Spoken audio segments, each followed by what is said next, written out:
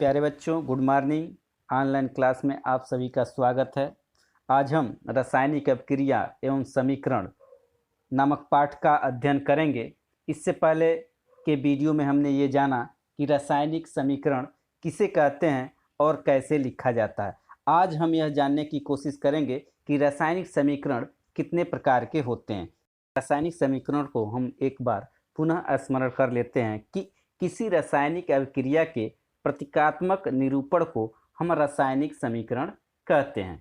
अब रासायनिक समीकरण के प्रकार को देखते हैं तो रासायनिक समीकरण दो प्रकार के होते हैं।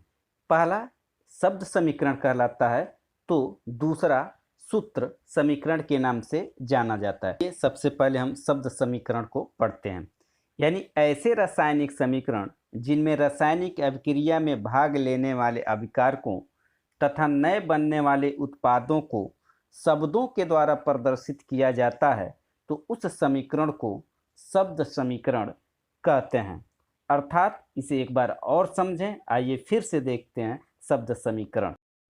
ऐसे रासायनिक समीकरण जिनमें रासायनिक अभिक्रिया में भाग लेने वाले अभिकारकों तथा नए बनने वाले उत्पादों को शब्दों के द्वारा प्रदर्शित किया जाता है तो उस समीकरण को शब्द समीकरण कहते हैं। अर्थात रासायनिक अभिक्रिया में भाग लेने वाले अभिकारकों तथा अभिक्रिया के फलस्वरूप बनने वाले उत्पादों को जब शब्दों के द्वारा प्रदर्शित किया जाता है तो उस समीकरण को हम शब्द समीकरण कहते हैं। जैसे हाइड्रोजन और ऑक्सीजन जब आपस में मिलते हैं तो पानी का निर्माण करते हैं, तो इसको हम ऐसे हिंदी में ही लिख देंगे, हाइड्रोजन प्लस ऑक्सीजन, एरो देंगे और पानी लिख देंगे। ठीक उसी तरह मैग्नीशियम प्लस ऑक्सीजन आपस में क्रिया करते हैं और मैग्नीशियम ऑक्साइड नामक उत्पाद बनाते हैं। यानी जब शब्दों के माध्यम से हम अभिकारकों और उत्पादों को प्रदर्शित करेंगे तो उसे हम शब्द समीकरण कहते हैं। तो आइए हम सूत्र समीकरण के बारे में अध्ययन करते हैं। यह जानने की कोशिश करते हैं कि सूत्र समीकरण किसे कहते हैं। सूत्र समीकरण यानी इंग्लिश में इसे हम फार्मूला इक्वेशन भी कहते हैं। जब रासायनिक अभिक्रिया में भाग लेने वाले अभिकारकों तथा उत्पादों को उनके प्रतीकों तथा सूत्रों के द्वारा प्रदर्शित किया जाता है तो ऐसे समीकरण को हम सूत्र समीकरण कहते हैं। यानी जब रासायनिक अभिक्रिया में भाग लेने वाले अभिकारक तथा उत्पादों को उनके सूत्रों और प्रतीकों के द्वारा प्रदर्शित करेंगे तो उस समीकरण को हम सूत्र समीकरण कहते हैं। अब देखेंगे सूत्र समीकरण जो होते हैं वह दो प्रकार के होते हैं। पहला कंकाली समीकरण और दूसरे को हम संतुलित समीकरण कहते हैं। अब हम कंकाली समीकरण को जानने का प्रयास करते हैं। कंकाली समीकरण को स्केलेटन इक्वेशन या ढांचा समीकरण के नाम से भी जाना जाता है। अब इसकी हम परिभाषा देख लेते हैं कि ऐसे समीकरण जिनमें अभिकारक तथा उत्पादों के परमाणुओं की संख्या तीर यानी एरो के दोनों ओर बराबर नहीं होते हैं परंतु वह रासायनिक अभिक्रिया को प्रदर्शित करते हैं, कंकालीय समीकरण कहलाते हैं। अर्थात कंकाली समीकरण रासायनिक अभिक्रिया को प्रदर्शित तो करते हैं लेकिन द्रव्यमान संरक्षण के नियम का पालन नहीं करते हैं, क्योंकि इसमें एरो के बाएं और दाएं तरफ के परमाणुओं की संख्या में समानता नहीं होती है। जैसे H2 + O2 एरो देंगे और H2O लिख देंगे, यानी हाइड्रोजन और ऑक्सीजन क्रिया करते हैं तो जल बनाते हैं। लेकिन अगर हम लेफ्ट साइड में देखें तो हाइड्रोजन 2 और ऑक्सीजन भी 2 हैं, लेकिन राइट हैंड साइड में देखें तो हाइड्रोजन 2 और ऑक्सीजन 1 हैं, यानी यह अनबैलेंस्ड हैं। दोनों तरफ परमाणुओं की संख्या समान नहीं है। इसी प्रकार मैग्नीशियम और ऑक्सीजन आपस में क्रिया करते हैं तो मैग्नीशियम ऑक्साइड बनाते हैं। इधर बाईं तरफ जब देखते हैं तो हम पाते हैं कि मैग्नीशियम 1 और ऑक्सीजन 2 होते हैं और रासायनिक अभिक्रिया के फलस्वरूप जो प्रोडक्ट बना मैग्नीशियम ऑक्साइड उसमें मैग्नीशियम 1 और ऑक्सीजन भी 1 है। यहाँ पर भी दोनों तरफ के परमाणुओं की संख्या समान नहीं है, इसलिए इस समीकरण को हम कंकाली समीकरण कहते हैं, चूंकि परमाणुओं की संख्या समान नहीं होती है, इसलिए इसे असंतुलित समीकरण या अनबैलेंस्ड इक्वेशन के नाम से भी जाना जाता है। और एग्जाम्पल देखते हैं।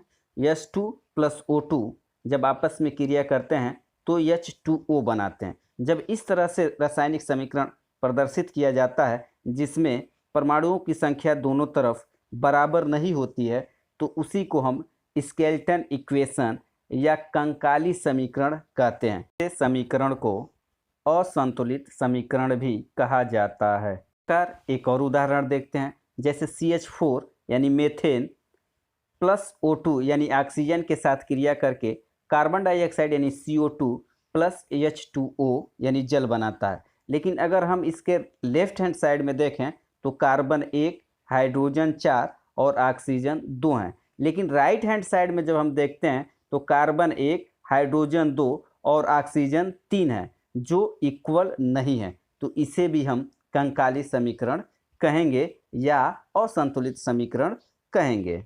इसी प्रकार हम देखेंगे कि 2Fe2O3 प्लस C यानी फेरस ऑक्साइड कार्बन के साथ क्रिया करके फेरस यानी लोहा में अपचयित हो जाता है और 3CO2 यानी कार्बन डाइऑक्साइड उत्सर्जित करता है। तो अगर इसे हम लेफ्ट हैंड साइड में देखें तो आयरन 4, ऑक्सीजन 6 और कार्बन की संख्या 1 है। लेकिन इसे राइट हैंड साइड में देखें तो लोहे की संख्या यानी फेरस की संख्या 1, ऑक्सीजन की संख्या 6 और कार्बन की संख्या 3 है, जो बराबर नहीं है, इसलिए इसे भी हम कंकाली समीकरण कहते हैं। इसके साथ ही हम एक बात विशेष रूप से याद कर लेंगे कि अनबैलेंस्ड समीकरण या असंतुलित समीकरण ही कंकाली समीकरण कहलाता है। आइए अब संतुलित समीकरण यानी बैलेंस्ड इक्वेशन का अध्ययन करते हैं।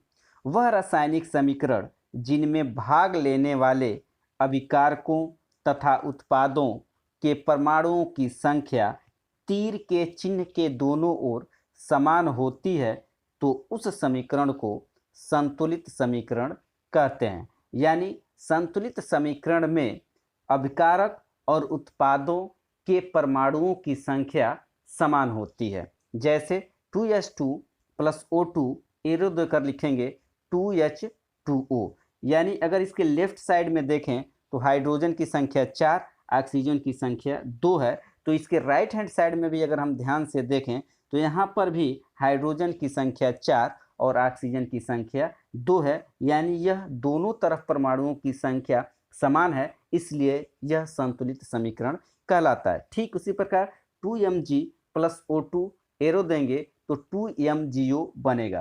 तो हम राइट साइड में देखेंगे कि मैग्नीशियम के 2 परमाणु हैं और ऑक्सीजन के 2 परमाणु हैं। तो हम एरो के दाएं तरफ यानी राइट हैंड साइड में भी देखेंगे कि मैग्नीशियम ऑक्साइड में भी मैग्नीशियम के 2 परमाणु तथा ऑक्सीजन के 2 परमाणु हैं। यानी दोनों तरफ परमाणुओं की संख्या बराबर है, इसलिए यह भी संतुलित समीकरण कहलाएगा।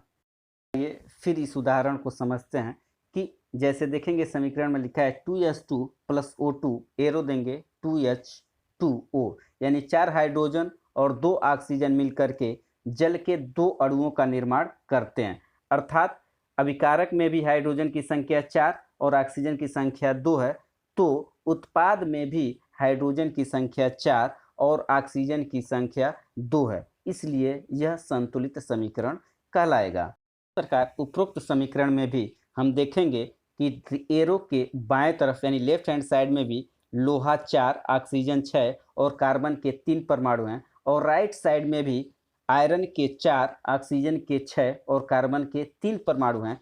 तो इसलिए इस समीकरण को भी हम संतुलित समीकरण कहेंगे। इस प्रकार कार्बन और ऑक्सीजन आपस में अभिक्रिया करके कार्बन डाइऑक्साइड बनाते हैं। C+O2 एरो देंगे तो CO2 बनता है। दोनों तरफ परमाणुओं की संख्या समान है, इसलिए यह भी संतुलित समीकरण है।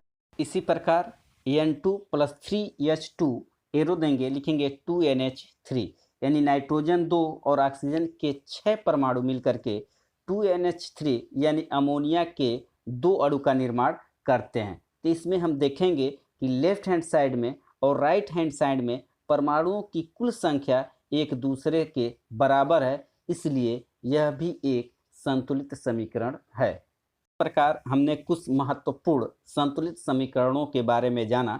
इन संतुलित समीकरणों को भी आप अपनी कॉपी में नोट डाउन कर लेंगे और याद करने का प्रयास करेंगे। अब हम यह जानने का प्रयास करेंगे कि रासायनिक समीकरण को संतुलित करना क्यों आवश्यक है। तो हम यह अच्छी तरह से जान लें कि रासायनिक समीकरण को संतुलित करना इसलिए आवश्यक है कि द्रव्यमान के संरक्षण के नियम के अनुसार रासायनिक अभिक्रिया में न तो द्रव्यमान का निर्माण होता है और न ही विनाश। अतः रासायनिक अभिक्रिया के पहले तथा बाद के दोनों तरफ का द्रव्यमान समान होना चाहिए, और यह तभी संभव है जब दोनों तरफ के तत्वों के परमाणुओं की संख्या समान हो। अतः द्रव्यमान संरक्षण के नियम का पालन करने के लिए हमें रासायनिक समीकरण को संतुलित करना अत्यंत आवश्यक हो जाता है। एक और महत्वपूर्ण फैक्ट पर नज़र डाल लें कि रासायनिक समीकरण को और अधिक सूचनापूर्ण बनाने के लिए अभिकारकों तथा उत्पादों के रासायनिक सूत्र के साथ साथ उनकी भौतिक अवस्थाओं को भी दर्शाया जाता है। जैसे ठोस के लिए अंग्रेजी का छोटा लेटर का एस, द्रव के लिए लिक्विड यानी यल, गैस के लिए स्मॉल लेटर में जी और जलीय अवस्था के लिए एक्यू यानी एक्वस का प्रयोग किया जाता है। इस संपूर्ण रासायनिक समीकरण को उदाहरण के द्वारा देखते हैं। जैसे NH3 का जलीय विलयन जब HCl के जलीय विलयन के साथ अभिक्रिया करता है तो अमोनियम क्लोराइड का जलीय विलयन प्राप्त होता है, इसलिए NH3 के आगे AQ लिखा है, इसका मतलब यह जलीय विलयन है। HCl के चूँकि जलीय विलयन है इसलिए इसके आगे भी हम AQ लिख देते हैं। और जो हमें पदार्थ प्राप्त होता है NH4Cl वह भी जलीय विलयन के रूप में प्राप्त होता है, तो इसलिए उसके सामने भी हम कोष्टक में AQ लिख देते हैं। इसी प्रकार कार्बन डाइऑक्साइड प्लस 6H2O क्रिया करते हैं तो ग्लूकोज यानी C6H12O6 तथा ऑक्सीजन यानी 6O2 का निर्माण करते हैं। चूँकि कार्बन डाइऑक्साइड गैस इसलिए इसको G, जल यानी H2O लिक्विड है इसलिए इसके लिए यल, जो उत्पाद हमको मिलता है ग्लूकोज वह ठोस के रूप में मिलता है इसलिए इसे यस, तथा ऑक्सीजन जो मिलता है उसके लिए हम जी से प्रदर्शित करते हैं। इसी प्रकार हाइड्रोजन और ऑक्सीजन आपस में क्रिया करके जल का निर्माण करते हैं। चूँकि हाइड्रोजन और ऑक्सीजन गैसीय अवस्था में पाए जाते हैं तो उनके सामने हम जी से प्रदर्शित करते हैं, और जो जल प्राप्त होता है वह द्रव अवस्था में होता है, तो इसलिए H2O के आगे हम यल यानी लिक्विड लिख करके दर्शाते हैं। इस प्रकार आज हमने रासायनिक समीकरण के विभिन्न प्रकारों को उदाहरण सहित समझने का प्रयास किया। आप इसे अपनी कॉपी पर नोट बना लेंगे और याद करने का प्रयास करेंगे। इसी के साथ आज का क्लास यहीं पे समाप्त होता है। फिर अगले वीडियो के साथ हम आपसे मिलेंगे। तब तक के लिए हमारे वीडियो को देखते रहिए, चैनल को सब्सक्राइब करिए और शेयर करते रहिए। गुड बाय, नमस्कार।